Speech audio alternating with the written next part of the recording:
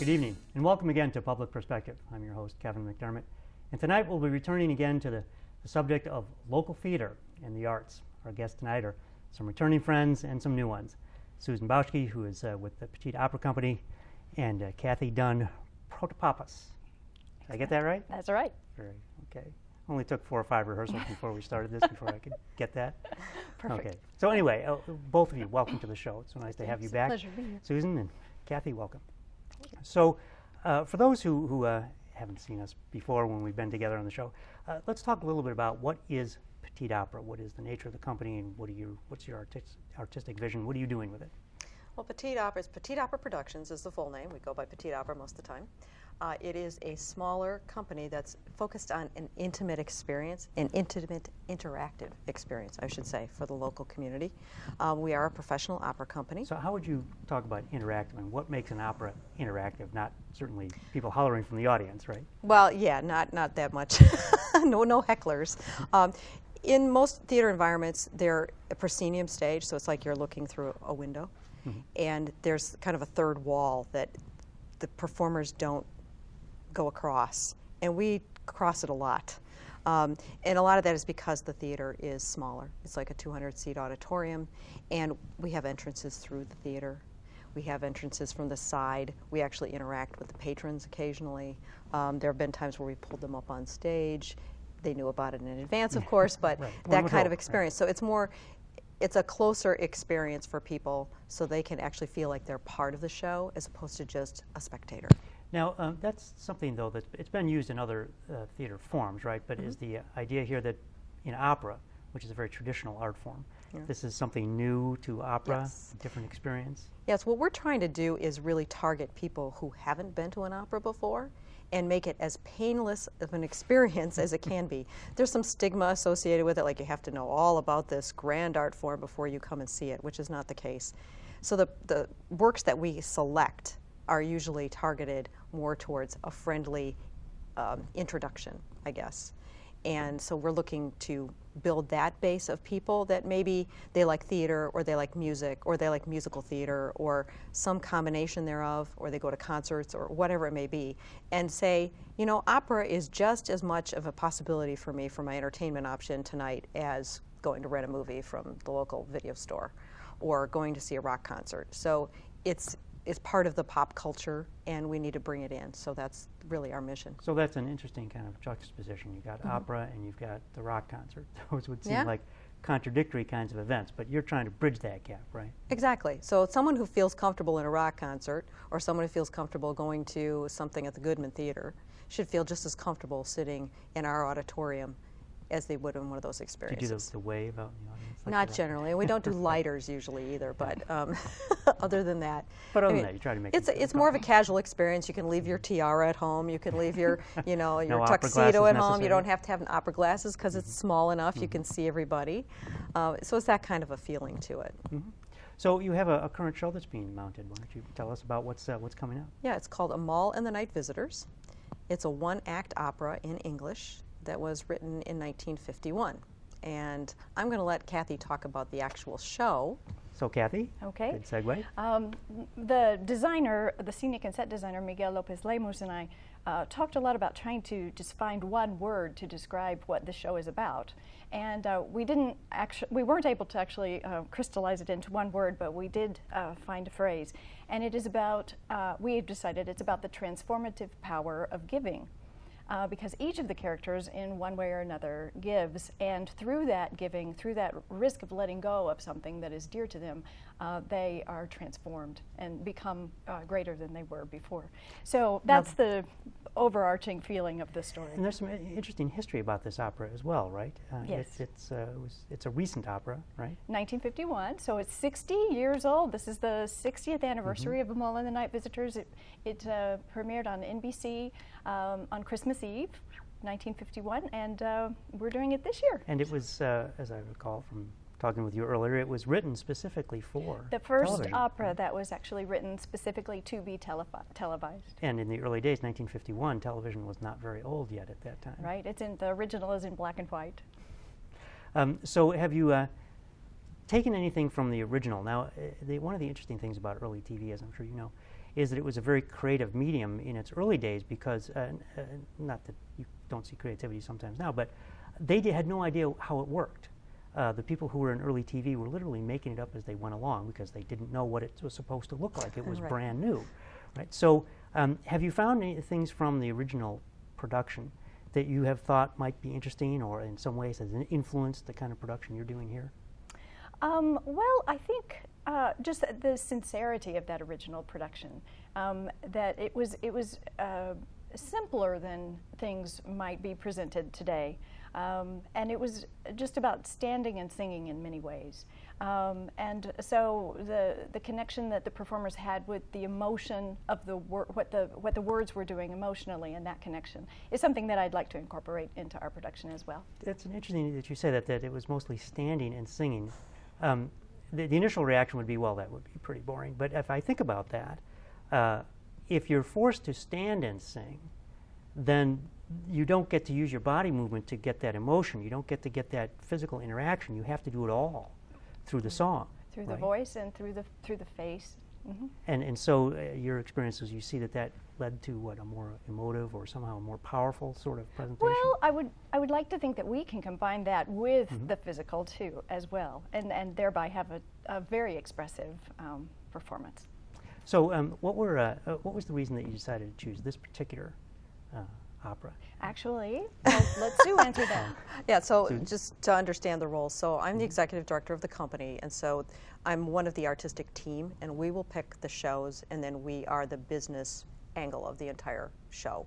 And then we hire a stage director, which is Kathy in this case, to come up with the creative vision of taking what we're trying to accomplish and our mission and doing it through that work to relate it to the audience. So part of the reason we're looking at this is, again, we're always looking at a smaller kind of a setting. We want to incorporate as many people as we can to get a bigger flavor and bridge that gap we're talking about with the audience. So, you know, Joe plays in the football team, but he can also sing in the chorus, you know, that kind of thing. But we also wanted to have kind of a set number of characters. So we try to keep the total number of characters under 10 people. For any given opera that we're choosing. It fits better for the stage, which isn't all that large, which lends to the intimacy. So we wanted to utilize a couple of things, and that is we started last fall with Hansel and Gretel. So we'd already done a lot of outreach into the community to get children, and we wanted to pull some children into the show. And this particular production is rare in that its main character is an 11-year-old boy. Which is interesting, because we should talk a little bit about what the basic story is, right? I mean, it doesn't give it away to tell people what's going on, exactly. Right? That's one of the things about opera. It's usually not a mystery when you get to the end. So, so the setting is Christmas Eve, biblical times. It begins with Amal and the mother at their very humble cottage. The mother is a widow, and they're very poor, and they're to the point of despair. The mother says, "We're going to have to become beggars soon." And my little boy, a beggar, it was a terrible thing for her to imagine. And they go to sleep, and Amal hears in the distance some sound, some singing, and it's the three magi who are following the star in search of an unknown king. They knock at the door, and Amal has a bit of trouble convincing his mother that there are three kings standing at his door. She doesn't want to believe him. He has a wild imagination. Have trouble convincing your mother in the middle of the night there are three kings at the door, right? Exactly. So finally she gets up to see for herself, and she goes and answers the door, and there they are. So they say, "May we warm ourselves by your fire?" She invites them in, realizes she has no firewood even. So she leaves Amal with the kings while she goes to gather firewood. Amal asks them some questions about their authenticity and about some of the fantastic exotic objects that they have, including a parrot. And one of the kings has a little box, and there's a very famous aria from that called "This Is My Box," and he sings about that he carries stones and he carries beads and he has licorice in it, and the stones can cure some ills. Eventually, the mother comes back and sends Amal to get the shepherds and the villagers to come and bring food for the kings because she has nothing to offer them. And during that time, the kings explained to the mother that these gifts, all these wonderful things, are for a child that we're seeking. And the mother, of course, thinks of her own child, who Amal, 11-year-old boy in poverty, and he's crippled, and so she thinks of him. Soon the villagers come, and there's dancing and feasting on all of the wonderful things that they bring. And the kings love it, and they thank them very profusely.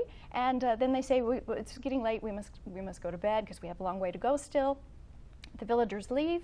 Everyone goes to sleep except the mother, who has her eye on the treasure. The and box, just the treasure generally. The gold, in particular. And she says, oh, what I could do with just a little bit of that gold for my child, for my child.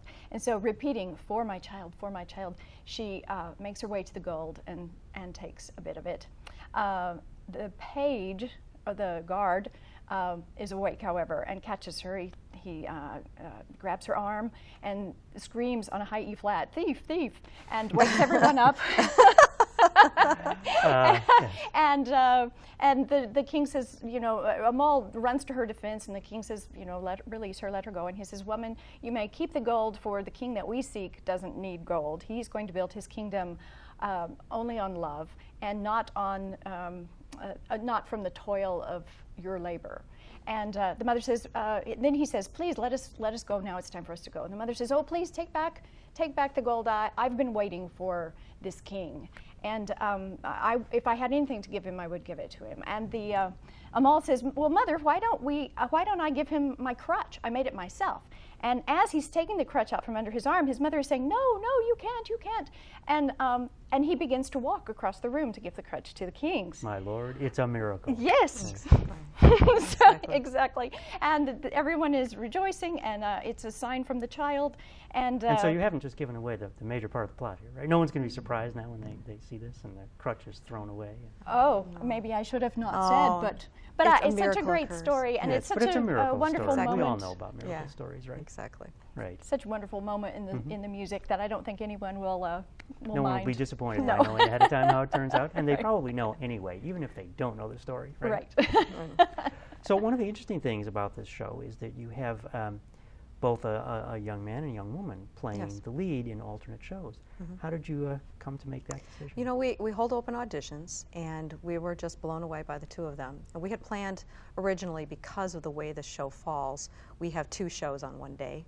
And it can be a bit much for anybody, but we especially thought it would be a bit much for the kids, and we wanted to split it up and give 2 children the opportunity to sing the role, because it's not done that frequently, and it's something that 11-year-olds are really keen on, because it's featuring them. And in fact, later in the show, we're going to get to meet those 2, right? Indeed. It's interesting you chose both a boy and a girl, although the role is a boy. Correct. So what was the thinking there? The thinking there was we're literally looking for the best talent that we had. And at this age, the voice range and the quality is very similar between boys and girls. They're both treble voices. Boy hasn't changed his voice. It's treble, not troubled, right? Yes, treble, Yes. T-R-E-B-L-E. So they're both the same range, and given the age, also similar build and everything. So it works out very well, and we just were very enchanted by the whole idea, and we said we're not going to be gender discriminatory. Were there any challenges, Kathy? Any challenges to working with, first of all, 2 different actors in the lead, but then one's a boy, one's a girl? I'm sure they approach it somewhat differently. Shay is very, and that's wonderful, because I want everyone to perform in an organic way, and something that is individual in an individual way. But Shay, I think, is going to be a very convincing boy. and Henry, no doubt, will also be a convincing boy. Yes, want to make sure. So the show also is, as I recall, it's not just this one-act opera, right? There's other things going on, and when the evening when someone comes to see the overall show. Correct. And this is unusual for most groups. When they do it, they strictly do the one-act opera, and they charge the full price. And we don't really believe in that as another part of the introduction. Give full value. Full value. We're very much about full value. So what we decided to do is, again, we talked about this the last time I was on. It's not a community theater. Right. It's a professional theater that serves the community. And so we always have that in mind. And we're trying to expand our reach into other groups and invite more people who haven't had opera in their lives. One of the ways we did that for this show is we decided to have a pre-show act each night. So we call them the featured artist of the evening, or the performance, because some of them are matinees. And so we've got a rotation going. So depending on which night you could come 2 different nights and get the opera both nights. You might get a different child playing the lead, and you could get a different pre-show act. So you literally could come multiple times, and we encourage people to do so. And every night is a different pre-act. Right. So we have the Lutheran Choir of Chicago. We have a magician named the Great Franchini. We have Music's Merry Companions, which is a recorder quintet. So they're going to play like period type music. We have the Galena Dance Studio, who are also the dance support for the show. And we have the Willows Academy Madrigal Singers. So we've got a different group every night. The recorder group is repeating 2 nights. So they're on 2 different separate shows. So I wouldn't go to see every performance, right? Well, you could see all of them, and it would still be good. So Kathy, has this presented any particular directorial challenges to you, knowing that there's this opening act as such, and then moving on to the show later? Oh, no, because I think that the pre-show act is going to be in front of the curtain, is my understanding. But even if it's not, the set is designed so that there's space for the pre-show acts to do their thing. And there will be an intermission between those 2 pieces. Ah, yeah. One directorial challenge was that this was written for television. So you could use Staging a camera it. and move around. Right. Now you got to have the people move around. The camera doesn't. Exactly. The camera can't go to the back side of the house because there isn't no one would see anything back there. So exactly. Okay, so what we're going to do at this point, as you know, is we're going to have our young actors and actress come out. Actually, I guess they're both actors now, right? We say just refer generically to actors. Yes. Right, so we'll have them both come out and join us, and Susan, you'll stick around for that. And Kathy, it's been a pleasure having you on the show. Thank you so much. It's been a And, pleasure. and good luck with the presentation. Thank you. It's going to be great. Thank you. So stick around. We'll be right back in just a moment with the 2 young actors who portray Amal.